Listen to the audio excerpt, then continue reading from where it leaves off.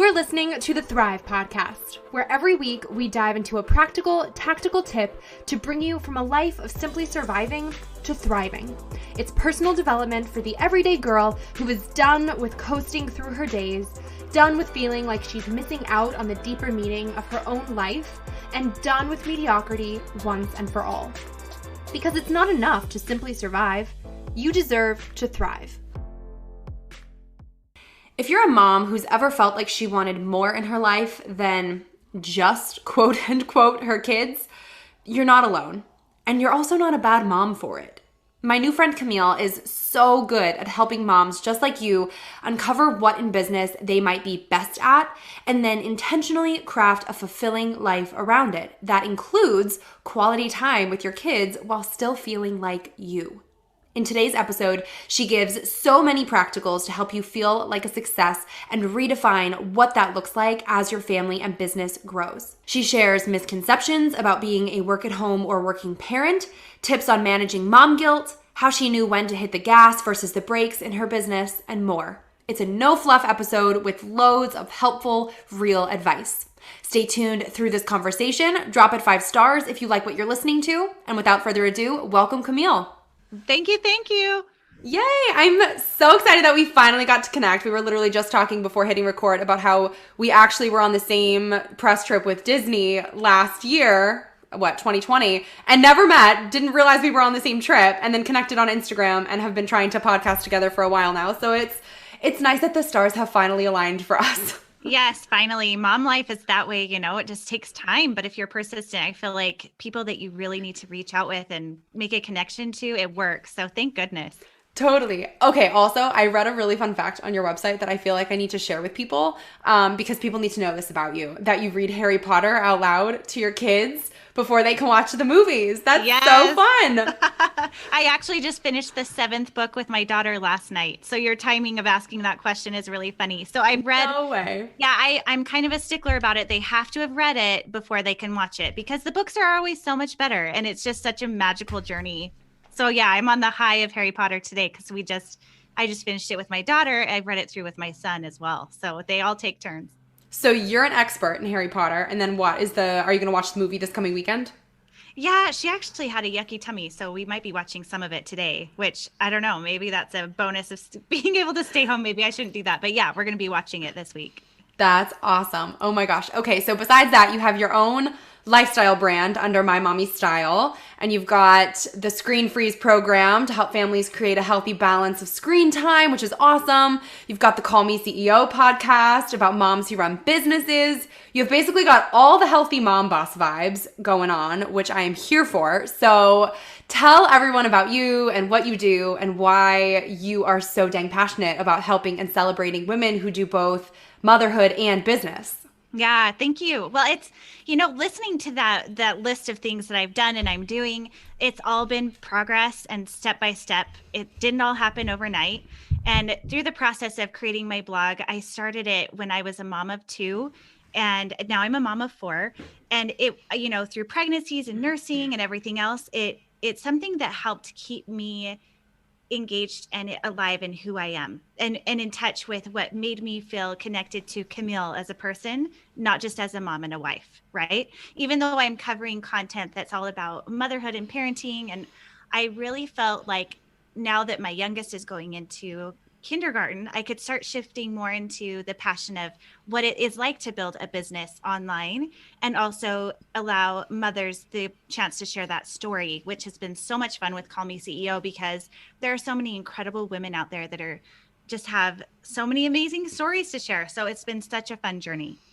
And that's so true though too, because I feel like when you especially first start your motherhood journey, it's so easy to just become so consumed in I am now mom and I'm a milk machine, or I am just at the beck and call of this helpless baby, which is amazing because obviously that's our job and we love it. But it also can be so hard because you can lose your sense of who you are as an individual in that process. So I think that's awesome. I mean, my own platforms have been the same way for me, where like you have something that is yours and still kind of keeps you tuned into like who you are as a person before you were someone else's parent along the way. Like it's It's so important. So could not agree more. What was the hardest thing for you in going from two kids, or maybe one kid to two kids, and then two kids to three, three to four? Yeah, it's funny. I think that when I first had just one, at first I thought, man, how am I going to even get anything done? How am I going to even get the dishes done or my laundry? Like everything just felt so overwhelming. And I called my sister, who has 7 children, who I had helped, I know, who I, who I had helped tend in the past, which I'm the youngest of the family. So really helping to take care of her kids is how I learned the baby steps of becoming a mother. But I remember calling her and just saying, how do I do this? Like, how do I get things done? And she said something that really stuck with me. And she said, just pick one thing a day that you want to get done. And if you've done that thing, that's a success. Even if that is keeping your baby fed and in a diaper, like clean clothes and a clean diaper, some days that's all you can manage, where other days, as you have more children and as you create more opportunity to have space to kind of figure out your own mom hacks and how you work best as a mom, then it just becomes easier, and you start to learn more about what to let roll off your shoulders, how to create time to really fuel back up your tank, and just taking it one step at a time. So if you're lucky, the babies come one at a time. I think twins and triplets are great too, but I think you kind of just adjust, and you adjust as a mom. You're not the same mom with one as you were with two, as you were with three, as you were with four. It's just also different. So how do you think you are different now versus how you were when you first became a mom? Oh, well, it's funny because I studied family and consumer science education. So I did know a lot about child development, nutrition, diet. It's everything basically that I teach on my mommy style is what I have a degree to teach in class. But I was never a teacher in the classroom. So I think in the beginning I was coming to it with a lot of knowledge, so to speak. Not so to speak. I came with a lot of knowledge, but not wisdom in the experience Mm. of knowing what it is to be a mom, and really understanding that. I talked about this recently on an episode I just shared. I think that we as younger moms may look at other people doing certain things, whether it's a tantrum in the store or carrying a child football style under your arm, or like, all these things where perhaps as a younger mom, you see that mom and you think, gee, like pull it together. What's their problem? And then you experience those things as a mom. And you're like, okay, like solidarity. I see you. Like you are amazing. And you just like give them a virtual hug, high five, like you rock, like the fact that you're out and even trying to do things fun with your kids. And sometimes it goes south, and that's okay. And so I think I'm different in the way that I'm much more empathetic. I'm much less quick to judgment of others or myself. And I give myself more grace of knowing, you're not always going to be a rock star mom every day, but you can learn and adapt as you grow and move along. And that's the way it should be. Mm-hmm. So true. And just want to like give that solidarity from you and me to every mom listening in, because we have all been in that position of having to carry the kid out of the store, throwing him over the shoulder, leaving the cart in the middle of the aisle with a tantrum going on, because man, it's mortifying in the moment, but in that moment you're so right. You're seriously just like praying to God that everyone can be empathetic and give you grace, because you're like, I swear I'm not a bad mom. I swear they're not a bad kid. They're not even a wild child.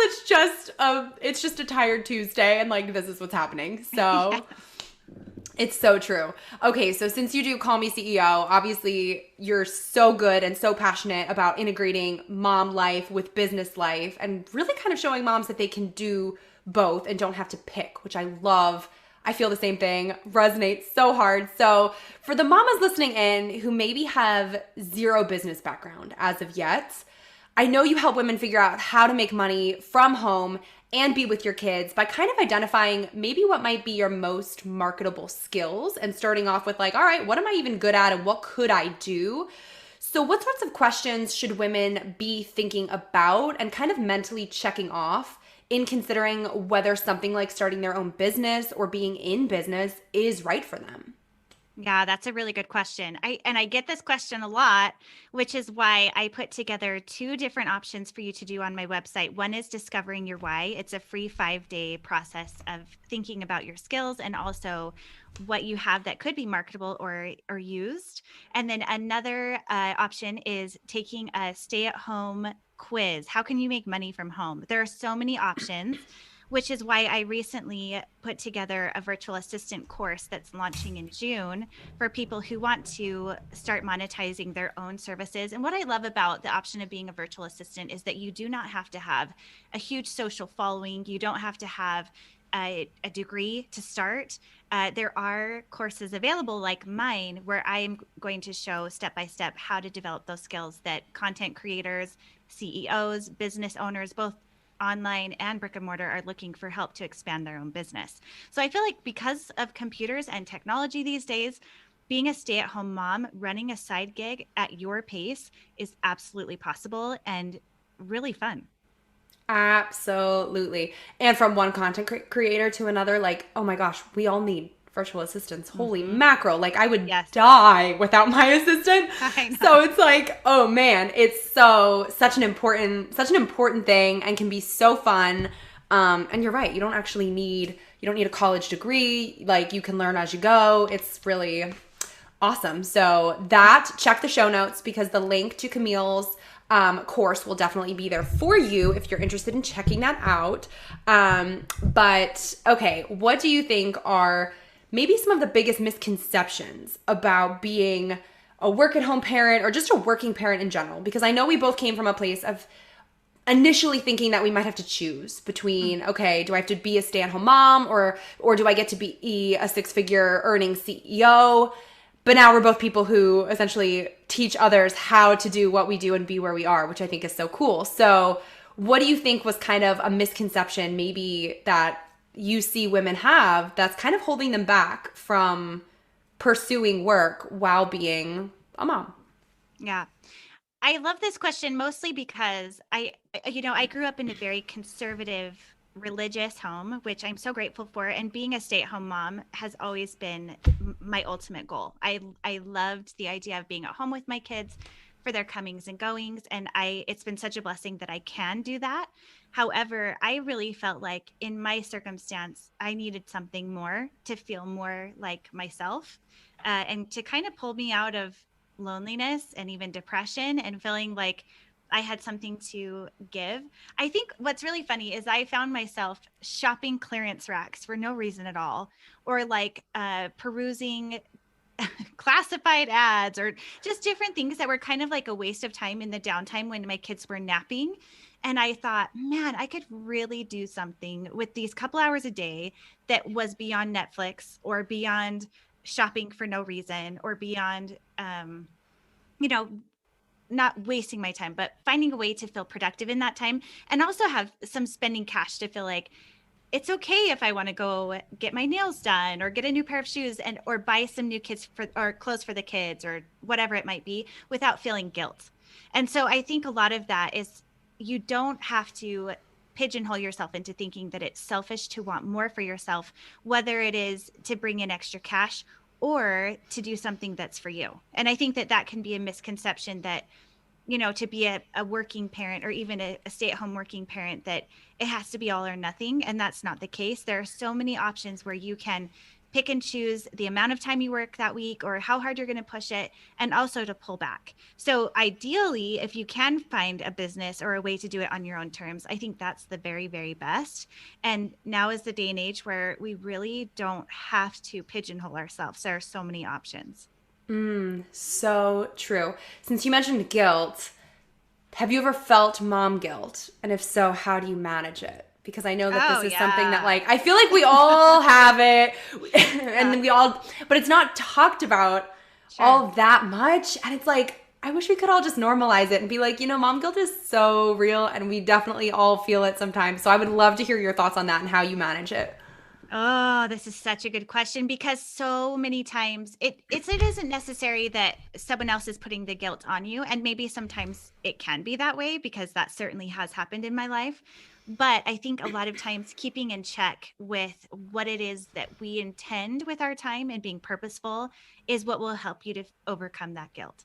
So with time blocking or saying, this is how I want to spend my time this day, or these are my specific days where computer is off, then if you set it up in your own mind what those limitations are, it really helps you to feel more connection, to when you are with your kids.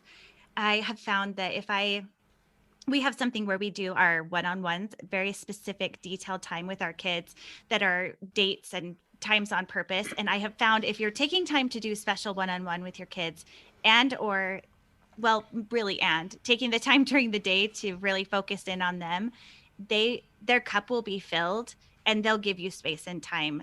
If you say, hey, I have homework too, I need to work on this for a minute. And as they get older, they'll understand that more. Obviously 2, 3, 4-year olds don't get it, so that's like nap time obviously, or you get a second to make it your own. But that's why I created the Time for Us journals, which are parent and child prompt journals. If parents felt like they didn't quite know how to spend that special time, it's a prompt journal where you can sit down together and journal together, and it's for kids ages 3 to 12. But you don't, if it's not journaling, maybe it's out for a walk, maybe it's sitting down and doing Legos or Barbies or whatever. But if you really block the time and say, okay, this is your time, and use it how you want it, then I think they're much more likely to be lenient with you when you say, okay, I have homework too. How about you work on your reading and I'll work on my project? And I call my work homework, or I even involve my kids in homework. With being an online creator like we both are, a lot of times it involves our kids, building the puzzle or sharing the new toy or whatever that might be.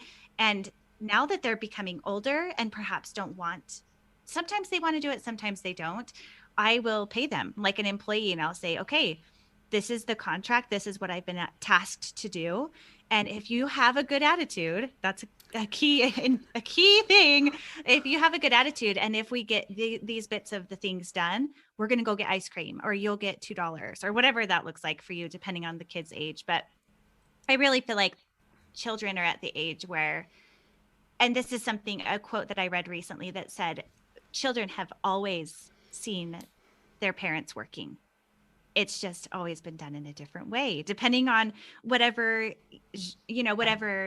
time period it was that you were growing up in. If you were back in the early 1900s, they were seeing parents go to work. And if it was, people that didn't have washing machines or dishwashers or all of these other conveniences, their mothers were working doing all those things because they didn't have the conveniences like we have now.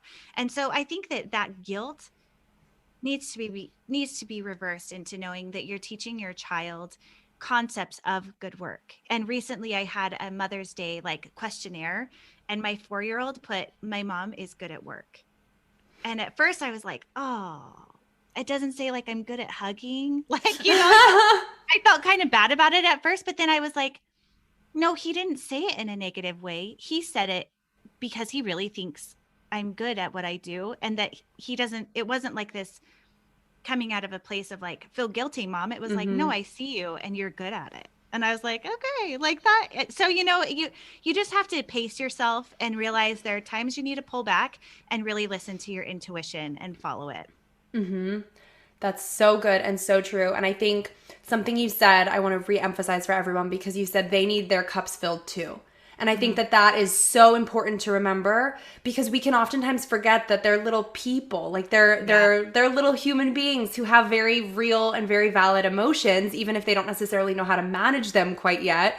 So if they are acting out, I think sometimes we forget to think, well, why are they actually acting out? And it's not just because they're a terrible 2-year-old, for example. It's maybe because they're not feeling like they're getting attention in a certain moment. And it might not mean that they're constantly needing attention or they're needy kids or anything like that. It might just be hey, I'm not feeling seen. I'm not feeling heard. And if you give them what they need and fill their cup, I think you're absolutely right. They're much more lenient to give you time and space too. I mean, heck, my 2.5-year-old literally said to us last week, Mommy, I need some space. And we were like, okay. So we're they pick up on that too. And they sometimes want to be and need to be really close. And then sometimes they need their space too. So I think teaching them healthy ways to do that and get that from a young age is important. So couldn't agree more. For you in your own business, what did it look like when you decided that you were maybe in a period of speeding up and hitting the gas in your business versus hitting the brakes and slowing down a bit? Yes, I recently have been pushing on the gas, And admittedly, it's been I've been pushing it kind of hard lately with getting my course off the ground. And I know I've been telling my husband, we've had this conversation a lot lately. I said, this is just a season. I'm on a runway. I know this isn't healthy, but just give me a month, and we have to have that conversation as a couple, because for him, he's like, but I just want to make sure you're aware. And I'm like, yes, like I see this, but I know my limitations. And I think it's really important to talk about it with your partner or with someone who loves you and knows you, and can help you see that when perhaps you can't. I mean, obvious pauses in my life have been pregnancy. I have always slowed down. Newborn slows you down. Nursing, slows you down. And then there's brief periods in between each kid where I was like, okay, push on the gas. And then I'm pregnant again and the slow down. And, so it's just kind of like this off and on thing, which I think if you're doing anything online that's content based or something that you can allows you to do that, it's okay. Especially if you're in it for the long game, the long term, not just like a social media flash in the pan where it's like, I'm all in and then I'm out. It's really about the long term. And if you've been doing it for a decade, like I have, there are times that even if you are in a phase where you feel like you could put on the gas, but then you just feel burnt out. And this last weekend, I went to our family cabin and I just needed to put the phone away, and I didn't post all of Saturday or Sunday. And I know that some people say, don't do that. It'll make your engagement go down, which it does. But at the time I was like, it's not worth pushing that gas because I need time to recover. And so really checking in with your intuition is important, because no one can tell you what it feels like inside except for you. And there's so much where I feel like we feel like we have to be on the ball all the time, 24/7. We always have to be showcasing ourselves and putting out something really great and wonderful. And I think that even people that don't have a business feel that way. And it's not true. It's not true. You can take a break. You can listen to yourself. You can refuel and then come back at it when you're ready. And honestly, I think that audiences appreciate that because they are human just like us. And if you tell people, listen, I need a break or I'm taking a little hiatus for my mental health or whatever, I think people understand that, especially in this day and age. And they're like, you know what? Amazing. We'll be here for you. Like, take care of yourself. That's a good thing. I think people are getting to the point where they feel like it's a little almost weirder to not take a break because people are looking going, all right, are you okay? Like, are you normal? Are you going to burn out? Do you need an intervention? Like, are you okay? So I think that that's very important and a very necessary thing for people to do, and also for it to be just super normalized.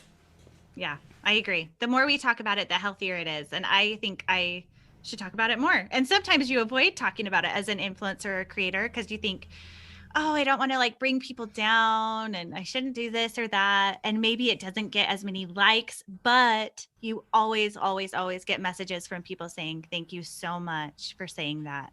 Where maybe they won't say it on your actual feed post or whatever it is, but they are craving to hear that normalcy and that it is ups and downs. Absolutely.